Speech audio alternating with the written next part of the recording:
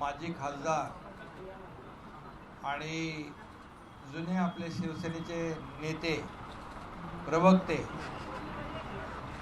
संजय निरुपम यांचं मी शिवसेनेमध्ये मनापासून स्वागत करतो.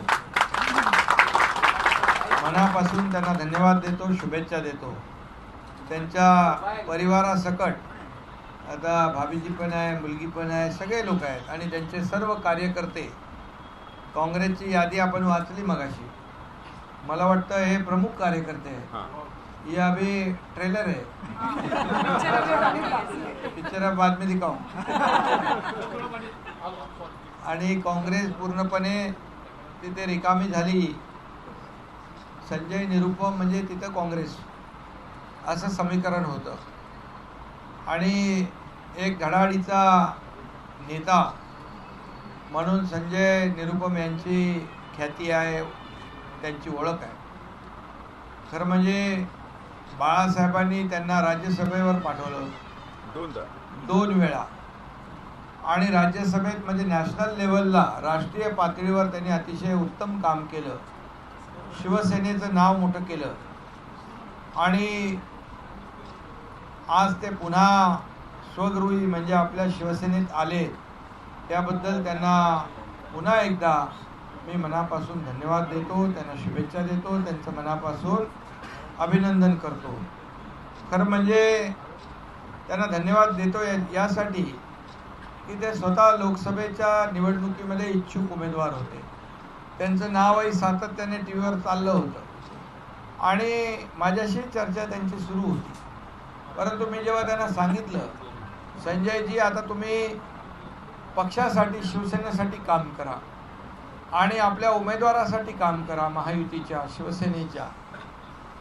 त्यांनी बघा, काही लोक असतात की पक्षामध्ये येताना काय देणार, मला काय मिळणार, अशी भावना ठेवून येतात, अपेक्षा ठेवून येतात. परंतु मी एकदा बोललो त्यांना की आता आपण माझ्यासोबत काम करा, मला आता या निवडणुकीमध्ये तुमची साथ पाहिजे. त्यांनी तात्काळ होकार दिला आणि म्हणाले, मी सगळं तुमच्यावर सोडतो, मी कार्यकर्ता, जे काय तुम्ही काम द्याल ते मी करायला तयार आहे. अशी माणसं फार कमी असतात आणि म्हणून संजय निरुपम यांचं मी मनापासून शिवसेनेमध्ये पुन्हा एकदा स्वागत करतो. त्यांच्याबद्दल मला आता काय बोलण्याची आवश्यकता नाही. मीडियाला आपल्याला माहीत आहे. आणि त्यांना जे काय या महाराष्ट्रामध्ये किंबहुना राष्ट्रीय पातळीवर जे काम करण्याची त्यांची जी काही कुवत आहे, अनुभव आहे, त्या अनुभवाचा आपल्या खऱ्या शिवसेनेला फायदा नक्की होईल. आणि त्यांचे जे सोबत कार्यकर्ते, पदाधिकारी आलेले आहेत, त्यांचा देखील योग्य तो सन्मान आपल्या शिवसेनेमध्ये राखला जाईल, हे देखील मी या ठिकाणी सांगू इच्छितो. आणि आपल्या सगळ्यांना माहीत आहे की या निवडणुकीमध्ये अनेक खासदार आपले जे अनेक वेळा निवडून आले होते, परंतु त्यांना सांगितलं तुम्ही यावेळेस आपल्या जो पक्ष देईल त्याचं काम करा. त्यांनी देखील आपल्या अनुभवाचा फायदा आपल्या नवीन उमेदवाराला, काही ठिकाणी आपण उमेदवार समीकरणामुळे बदलले, पण शिवसेनेमध्ये एकदा निर्णय झाला, उमेदवार ठरला की मग ठरेपर्यंत सगळे इच्छुक असतात. इच्छा व्यक्त करणं गुन्हा नाही आहे. प्रत्येकाला इच्छा असते, काम करण्याची संधी पाहिजे असते. परंतु एकदा आपण निर्णय घेतल्यानंतर मग मात्र मनापासून सगळे लोक कामाला लागतात. हा एक अनुभव आपल्या शिवसेनेमध्ये आहे, ही आपली परंपरा आहे. आणि म्हणून बाळासाहेबांचे विचार आहेत, धर्मवीर आनंददिघे साहेबांची शिकवण आहे. आज बाळासाहेबांच्या विचाराचं सरकार आपण स्थापन केलं आहे. आज सगळीकडे चर्चा आहे की 2 वर्षामध्ये एवढं काम राज्यामध्ये झालं आहे, एवढं विकासाचं काम झालं आहे, खूप काम झालेलं आहे. आणि त्यामुळे अनेक लोक आज एक पॉझिटिव्हिटी आपल्या राज्यामध्ये निर्माण झालेली आहे. आपलं सरकार स्थापन होण्यापूर्वी एक नैराश्य होतं, एक निगेटिव्हिटी होती, बरोबर ना संजय? निगेटिव्हिटी होती आणि लोकांना म्हणजे सगळे आपापल्या घरात बसले होते कोविड करत. पण सरकार स्थापन झाल्यानंतर सगळे बाहेर आले, मोकळा श्वास घेऊ लागले आणि सगळे बंद पडलेले प्रकल्प, कामं आम्ही सुरू केली. आणि म्हणूनच लोक मोठ्या प्रमाणावर आज शिवसेनेमध्ये सामील होत आहे. आज मुंबई आपण बदलतोय, मुंबईमध्ये मुंबईचा विकास करतोय. खऱ्या अर्थाने मुंबई ही आंतरराष्ट्रीय आपल्या दर्जाचं शहर आहे. ते कसं असलं पाहिजे हे यापूर्वीच्या लोकांनी करायला पाहिजे होतं. दुर्दैवाने त्यांनी मुंबईकरांचा विचार केला नाही, आपला स्वतःचा विचार केला आणि त्यामुळे ती कामं जी आहेत ती आपण आता करतोय. आणि म्हणून त्यामध्ये संजय निरुपम आणि त्यांचे सर्व सहकारी आज या ठिकाणी आलेत आणि आज शिवसेनेसोबत काम करण्याची त्यांनी इच्छा व्यक्त केली आणि मी सांगितल्याप्रमाणे त्यांनी ते मान्य केलं. याला खऱ्या अर्थाने मनाचा मोठेपणा लागतो. नाही तर बाबा मला मिळालं नाही मग कशाला जाऊ, असं त्यांनी केलं नाही. त्यांनी विश्वास ठेवलेला आहे आणि आपका विश्वास बिल्कुल टूटेगा नहीं, ये जिम्मेदारी मेरी है.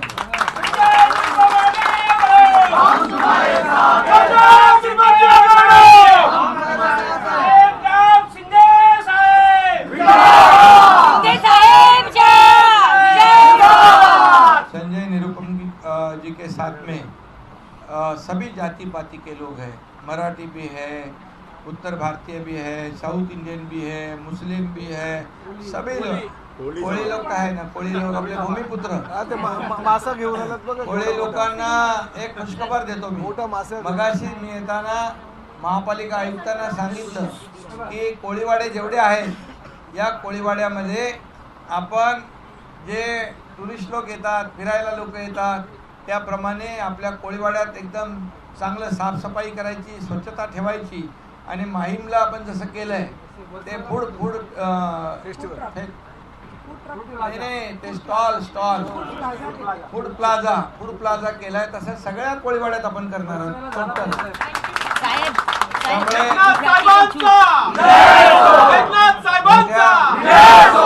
मोठ्या प्रमाणावर कोळीवाड्या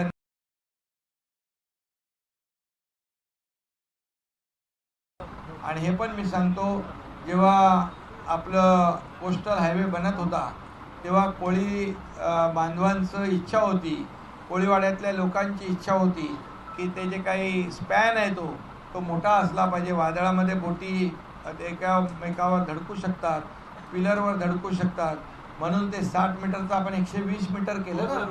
120 मीटर केलं. अगोदरच्या लोकांनी काय सांगितलं होतं, होणार नाही. पण अशी कुठली गोष्ट आहे एकनाथ शिंदेच्या डायरीमध्ये होणार नाही असं नाही. म्हणून मी आयुक्तांना मी सांगितलं, लोकांना जे पाहिजे प्रकल्प करत असताना लोकांना जे पाहिजे ते आपण दिलं पाहिजे. आणि लोकांच्या कोळीवाड्याच्या मागणीप्रमाणे, कोळी बांधव भगिनींच्या मागणीप्रमाणे ते आपण केलं. आणि भले थोडा खर्च 400-500 कोटी वाढला, परंतु कायमस्वरूपी त्यांचा प्रॉब्लेम सॉल्व झाला. करण्याची इच्छा पाहिजे. घरी बसून हे सगळे प्रोजेक्ट पूर्ण होत नाही, घरी बसून राज्य चालवता येत नाही. फेसबुक लाईव्ह करून करता येतं का, काय ऑनलाईन करता येतं का? त्यामुळे कोविड गेला ऑनलाईन, आता डायरेक्ट ऑफलाईन डायरेक्ट फील्डवर पाहिजे, फिजिकल पाहिजे. त्यामुळे आज मैं पुनः एकदा सभी लोगों को फिर एक बार धन्यवाद देता हूँ. आपके साथ में जितने भी लोग आए हैं उनका मैं स्वागत करता हूँ. आप इतने सालों से काम कर रहे हो, इसका निश्चित रूप से सिर्फ रविंद्र वायकर को नहीं तो पूरे मुंबई के 6 सीट जो है महायुति के, वहाँ आपका फ़ायदा होने वाला है. क्योंकि आपने जो काम किया है, आपने जो रिलेशन सबसे मेंटेन किया है, वो सभी जाति पाति के लोग हैं. और इसीलिए शिवसेना को तो फ़ायदा होगा ही, महायुति को फ़ायदा होगा. क्योंकि आपके साथ सभी समाज के, सभी मजहब के लोग यहाँ पर हैं और इसको और आगे ताकत बढ़ाना है. आपके पीछे पूरी शिवसेना खड़ी है, एकनाथ शिंदे आपके पीछे खड़ा है. ये मैं इस समय कहता हूँ. मुझे याद है कि पहले बार मैं जब चुनाव में खड़ा था तो आप मेरे प्रचार में आए थे 2004 में, और वो फोटो मेरे को आपके कार्यकर्ता ने दिखाया. तो ये तभी से नेता थे अपने शिवसेना के. और इसलिए आज एक अच्छा दिन है. टिकट भले वाइकर को मिला, लेकिन उसको जिताने का आपने मुझे आश्वासन दिया, संकल्प किया है. निर्धार किया है, ये मेरे लिए बड़ी बात है। ऐसे कार्यकर्ता नेता बहुत कम मिलते हैं। वो आपके रूप में हमारे शिवसेना को पुनः यहाँ पर शामिल हुए हैं, इसलिए मैं आपका तहे दिल से फिर एक बार स्वागत करता हूँ और आपको बहुत बहुत बधाई देता हूँ। सगळ्या कार्यकर्त्यांना मनापासून मी शुभेच्छा देतो। आपल्या हक्काचा मुख्यमंत्री या ठिकाणी आपल्याला भेटलेला आहे, त्यामुळे नक्की काळजी करू नका।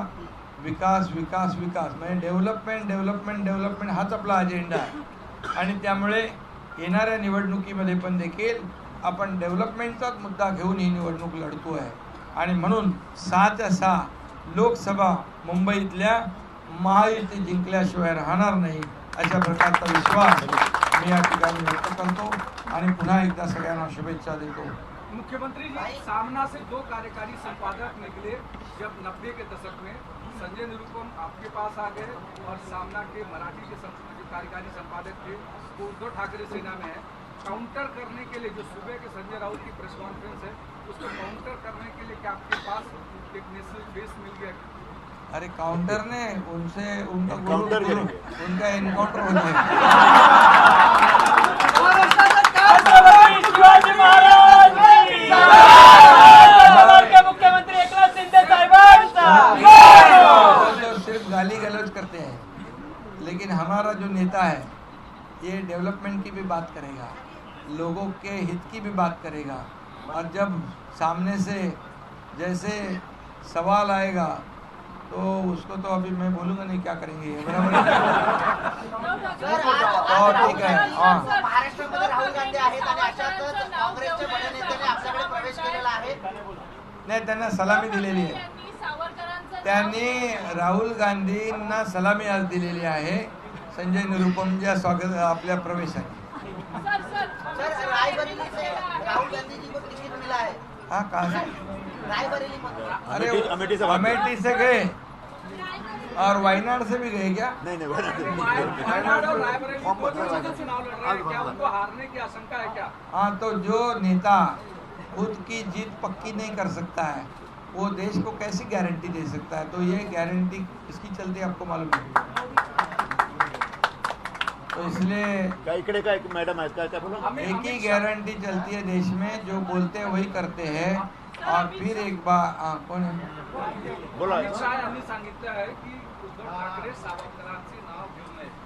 घेऊ अमित शहाने सांगितलं आहे ते काँग्रेस बरोबर युती नाही, ते काँग्रेसने वारंवार जेव्हा सावरकरांचा अपमान केला त्यावेळेस सभागृहामध्ये पण काँग्रेसच्या विरोधात किंवा सावरकरांच्या अभिनंदनाचा ठराव मांडू शकले नाहीत, हेच आपलं दुर्दैव आहे आणि म्हणून आता त्याच्यापेक्षा जास्ती काय दुर्दैव असू शकतं आपलं? अमित शहानी असंही म्हणताय की उद्धव ठाकरे जी शिवसेना चालवत आहेत ती खोटी शिवसेना आणि खरी शिवसेना खरं पाठबळ हे शिंदेसोबत आहे आणि त्यामुळे सावरकरांचं नाव तुम्ही घेऊ शकत नाही, त्यांचं समर्थन तुम्ही करू शकत नाही। खरं बोलले ते, कारण खरी शिवसेना म्हणजे बाळासाहेबांच्या विचारांची शिवसेना आपल्याकडेच आहे, धनुष्यबाण आपल्याकडे आहे।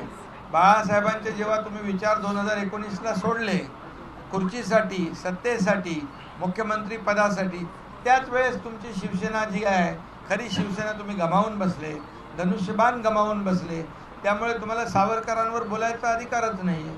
बरोबर बोललेत ते, त्यामुळे मी सगळ्यांना मनापासून धन्यवाद देतो, सगळ्या पत्रकारांना शुभेच्छा देतो।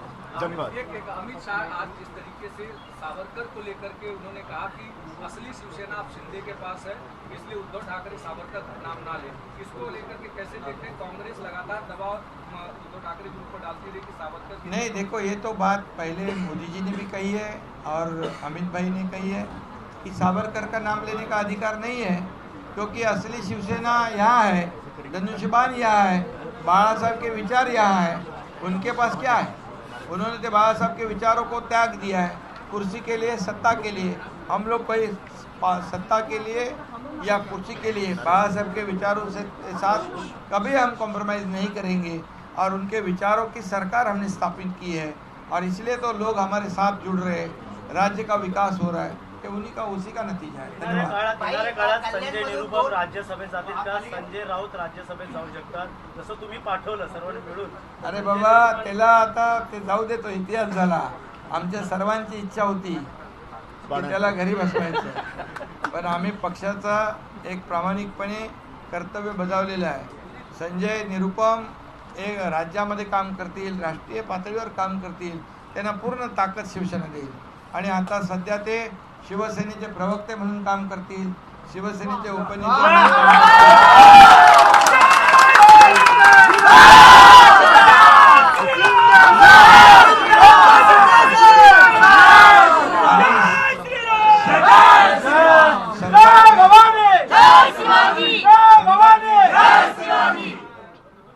संघटन वाढवण्यासाठी शिवसेनेचे उपनेते म्हणून ते काम करतील. आणि त्याचबरोबर उत्तर भारतीय जे आहे, उत्तर भारतीय समाज आपल्या शिवसेनेबरोबर जोडण्यासाठी इतर जे काही त्यांचे सहकारी आहेत, समाज, इतर धर्मीय लोक जे आहेत, हे शिवसेनेबरोबर जोडण्यासाठी ते एक राज्याचे समन्वयक म्हणून देखील या ठिकाणी काम करतील. कारण राज्यामध्ये उत्तर भारतीय समाज मुंबईमध्ये देखील खूप मोठा आहे आणि त्यांचं रिलेशन त्यांच्याबरोबर खूप चांगलं आहे. अशाच ताज्या बातम्यांसाठी बेल आयकॉन दाबून चॅनलला सबस्क्राईब करा. धन्यवाद.